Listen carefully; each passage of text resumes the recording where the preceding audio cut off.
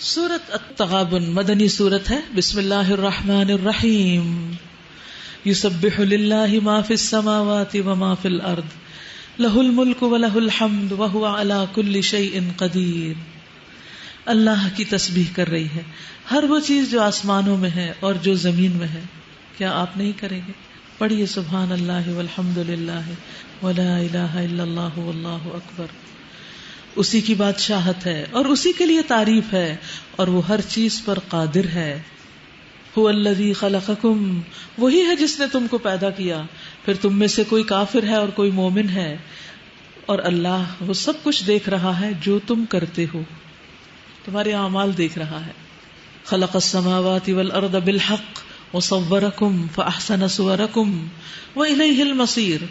اس نے زمین اور آسمانوں کو برحق پیدا کیا ہے اور تمہاری صورت بنائی اور بڑی عمدہ بنائی. ایک ایک شخص خوبصورت ہے اپنی جگہ پر. یہ الگ بات ہے کہ ہم نے خود سے کچھ پیمانے مقرر کر لیے ہیں جو کہ انسانوں کے بنائے ہوئے ہیں، اور اسی کی طرف آخر کار تمہیں پلٹنا ہے. زمین اور آسمانوں کی ہر چیز کا اسے علم ہے. جو کچھ تم چھپاتے ہو اور جو کچھ تم ظاہر کرتے ہو اس کو سب معلوم ہے. وہ دلوں کا حال تک جانتا ہے. کیوں نہ جانے؟ الا یعلم من خلق وهو اللطیف الخبیر. کیا وہ نہیں جانے گے جس نے دل بنائے، انسان کو پیدا کیا، اور وہ باریک بین ہے، باخبر ہے، اس لیے سب پتا ہے اس کو. تو انسان بندوں سے چھپا سکتا ہے، اللہ سے نہیں چھپا سکتا. کیا تمہیں ان لوگوں کی کوئی خبر نہیں پہنچی جنہوں نے اس سے پہلے کفر کیا اور پھر اپنی شامت اعمال کا مزہ چکھ لیا، اور آگے ان کے لیے ایک دردناک عذاب ہے. اس انجام کے مستحق وہ اس لیے ہوئے کہ ان کے پاس ان کے رسول کھلی کھلی دلیلیں اور نشانیاں لے کر آتے رہے، بینات لے کر آتے رہے، مگر انہوں نے کہا کیا انسان ہمیں ہدایت دیں گے؟ اس طرح انہوں نے ماننے سے انکار کر دیا اور منہ پھیر لیا. تب اللہ بھی ان سے بے پرواہ ہو گیا، اور اللہ تو ہے ہی بے نیاز اور اپنی ذات میں آپ محمود، تعریف والا. منکرین نے بڑے دعوے سے کہا ہے کہ وہ مرنے کے بعد دوبارہ ہرگز نہ اٹھائے جائیں گے. ان سے کہو نہیں، میرے رب کی قسم تم ضرور اٹھائے جاؤ گے. کسی بھی دہریے کو جو یہ کہنا کہ نہیں اٹھائے جائیں گے، یہی کہیں جو اللہ تعالیٰ نے فرمایا، نہیں، میرے رب کی قسم تم ضرور اٹھائے جاؤ گے. پھر ضرور تمہیں بتایا جائے گا کہ تم نے دنیا میں کیا کچھ کیا ہے. یعنی ہر عمل کا ایک نتیجہ ہوتا ہے، اور تمہاری زندگی کا کوئی نتیجہ بھی نہ ہو، اور ایسا کرنا اللہ کے لیے بہت آسان ہے. بس ایمان لاؤ اللہ پر اور اس کے رسول پر اور اس روشنی پر جو ہم نے نازل کی ہے. اس روشنی پر جو ہم نے نازل کی ہے، وہ کون سی روشنی؟ سمجھتے ہیں آپ؟ جو کچھ تم کرتے ہو اللہ اس سے باخبر ہے. اس کا پتہ تمہیں اس روز چل جائے گا جب اجتماع کے دن وہ سب کو اکٹھا کرے گا، سب لوگوں کو. قیامت کے دن مراد ہے، یوم الجمع، قیامت کا ایک نام. بیک وقت سارے انسانوں کو زندہ کر کے اللہ تعالیٰ جمع کر لے گا، اولین و آخرین کو. ذالک یوم التغابن، وہ دن ہوگا ایک دوسرے کے مقابلے میں لوگوں کی ہار جیت کا. اس دن لوگ ایک دوسرے سے اپنے سارے فیصلے چکا لیں گے. دنیا میں جو بہت آگے جا رہے ہیں، ہو سکتا ہے وہ سب سے پیچھے ہو جائیں.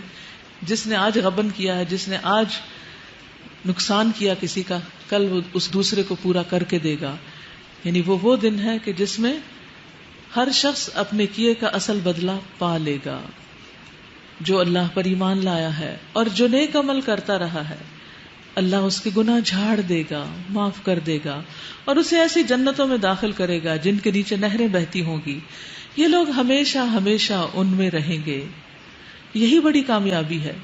اور جنہوں نے کفر کیا اور ہماری آیات کو جھٹلایا ہے، وہ دوزخ کے باشندے ہوں گے جس میں وہ ہمیشہ رہیں گے، اور وہ بدترین ٹھکانہ ہے. کوئی مصیبت نہیں آتی مگر اللہ کے اذن سے ہی آتی ہے. بس جب کوئی تکلیف آئے یہی سوچ لیں کہ اللہ کا اذن ہے اور اس میں کوئی حکمت ہے، کوئی مصلحت ہے. جو شخص اللہ پر ایمان رکھتا ہو اللہ اس کے دل کو ہدایت بخشتا ہے. عبداللہ بن مسعود نے اس آیت کی تفسیر میں کہا ہے کہ یہ وہ شخص ہے کہ اگر اس پر کوئی مصیبت آ پڑے تو اس پر بھی راضی رہتا ہے اور سمجھتا ہے کہ یہ اللہ ہی کی طرف سے ہے. یعنی تکلیف اور نعمت دونوں اسی طرف سے آتے ہیں اور دونوں میں ہی کوئی مقصد ہے، کوئی بھلائی ہے. جو شخص اللہ پر ایمان رکھتا ہو اللہ اس کے دل کو ہدایت بخش دیتا ہے، تسلی دے دیتا ہے، اور اللہ کو ہر چیز کا علم ہے.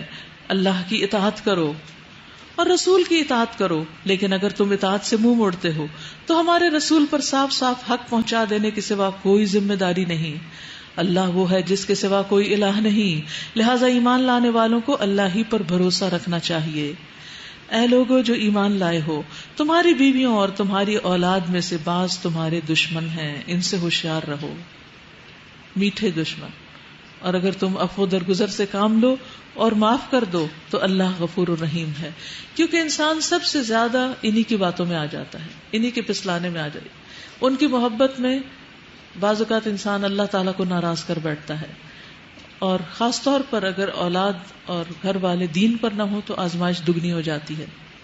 ایک شخص نے اس آیت کے بارے میں آ کر ابن عباس سے پوچھا تو فرمایا یہ وہ لوگ ہیں جو مکہ میں اسلام لائے. نبی صلی اللہ علیہ وسلم کے پاس آنے کا ارادہ کیا تو ان کے بیوی بچوں نے ان کو روک لیا کہ نہیں ہجرت مت کرو. جب مدینہ پہنچے تو انہوں نے دیکھا کہ مدینہ والے تو دین کی سمجھ بوجھ میں بہت آگے گزر چکے ہیں اور ہم پیچھے رہ گئے ہیں. تو انہوں نے اپنے گھر والوں کو سزا دینے کا ارادہ کیا کہ ان کی وجہ سے ہم دین کی سمجھ بوجھ میں پیچھے رہے ہیں. تو اس پر یہ آیت اتری کہ بچ کے رہو اور معاف کر دو. وَإِن تَعْفُوا وَتَصْفَحُوا وَتَغْفِرُوا، جو ہونا تھا ہو چکا، اب ان کو معاف کر دو تو اللہ بھی غفور الرحیم ہے. اور یہ حقیقت ہے کہ بعض اوقات انسان دین کے سمجھ بوجھ میں یا دین کی خدمت میں کیوں پیچھے رہ جاتا ہے. ہم سب اپنا اپنا جائزہ بھی لیں اور اس کانٹیکس میں لیں کہ اس میں ہمارے گھر والوں کا کیا رول ہے، ان کی وجہ سے ہم کتنے پیچھے، اور اس میں سے کتنا عذر جینون ہے اور کتنا ہم نے خود بنا لیا. جیسے بعض اوقات ہم خود ہمت نہیں کرتے. مثلا میں دورہ قرآن شروع کرتے ہوئے ڈر رہی تھی کہ اس موسم میں شاید میں کوپ نہ کر پاؤں، میری انرجی لیول لو نہ ہو جائے روزے کے ساتھ. طویل روزہ بھی ہے اور قرآن تو پہاڑ پر بھی اتار دیا جائے تو وہ دب جائے، تو میں تو ایک کمزور سی خاتون ہوں تو میرا کیا ہوگا، وغیرہ وغیرہ. بہت سی ایسی چیزیں دل میں آتی رہی.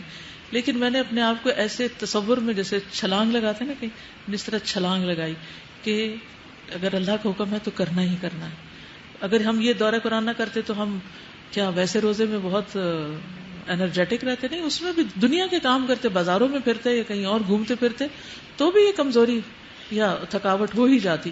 تو قرآن سے تو مزید انرجی ملتی. جتنی دیر تک قرآن کا حصہ ہوتا ہے تو یوں لگتا ہے جیسے کہیں فضا میں پرواز کر رہے ہیں، یعنی ایمان کا لیول بھی بڑھ جاتا ہے اور بے مثال ایک خوشی ہوتی ہے دل کے اندر جتنی دیر قرآن کے ساتھ ایک تعلق ہوتا ہے. تو حقیقت یہ ہے کہ بعض اوقات گھر والوں کی طرف سے بھی رکاوٹ نہیں ہوتی جتنی ہمارے اپنے اندر. یعنی میں اپنے تجربے سے یہ بات کہتی ہوں کہ دین کے جن کاموں میں ہم پیچھے رہ جاتے ہیں اس میں دراصل ہمارا اپنا بھی قصور ہوتا ہے. اور جب انسان اللہ پہ بھروسہ کر لیتا ہے اللہ تعالیٰ ساری چیزوں کو اپنی جگہ پر درست کر دیتا ہے. انما اموالکم واولادکم فتنہ واللہ عندہ اجر عظیم. تمہارے مال اور تمہاری اولاد تو ایک آزمائش ہے اور اللہ ہی ہے جس کے پاس بڑا اجر ہے. پھر بڑے اجر بڑی قربانیوں کے ساتھ ہی ملتے ہیں نا. لہٰذا جہاں تک تمہارے بس میں ہو اللہ سے ڈرتے رہو اور سنو اور اطاعت کرو اور اپنے مال خرچ کرو. یہ تمہارے ہی لیے بہتر ہے. جو اپنے دل کی تنگی سے محفوظ رہ گئے بس وہی فلاح پانے والے ہیں. پھر وہی بات آ گئی کہ اصل گھٹن اندر ہوتی ہے، اصل رکاوٹ اندر ہوتی ہے. چاہے کسی کو دینے کا معاملہ، چاہے مال دینے کا یا علم دینے کا یا دین کی کوئی خدمت کرنے کا یا انسانوں کے درمیان صلح کرانے کا یا کسی پہ مال خرچ کرنے کا، اصل مشکل اپنے اندر ہے. اسی لیے اللہ تعالیٰ نے سورۃ الحشر میں کہا کہ اتقوا اللہ ولتنظر نفس ما قدمت لغد واتقوا اللہ. اور پھر سورۃ آل عمران میں بھی فرمایا اتقوا اللہ حق تقاتہ فاتقوا اللہ ما استطعتم واسمعوا واطیعوا وانفقوا خیرا لانفسکم. اللہ سے ڈرو جتنا ڈر سکتے ہو، سنو اور اطاعت کرو اور اپنے مال خرچ کرو، یہ تمہارے لیے بہتر ہے. یعنی صدقے کے ذریعے اپنے گناہوں کی کوتاہیوں کی تلافی کرو. جو اپنے دل کی تنگی سے محفوظ رہ گئے بس وہی فلاح پانے والے ہیں. ان تقرض اللہ قرضا حسنا ان تقرض اللہ قرضا حسنا یضاعفہ لکم ویغفر لکم واللہ شکور حلیم. اگر تم اللہ کو قرض حسن دو تو وہ تمہیں کئی گنا بڑھا کر دے گا اور تمہارے قصوروں سے درگزر فرمائے گا.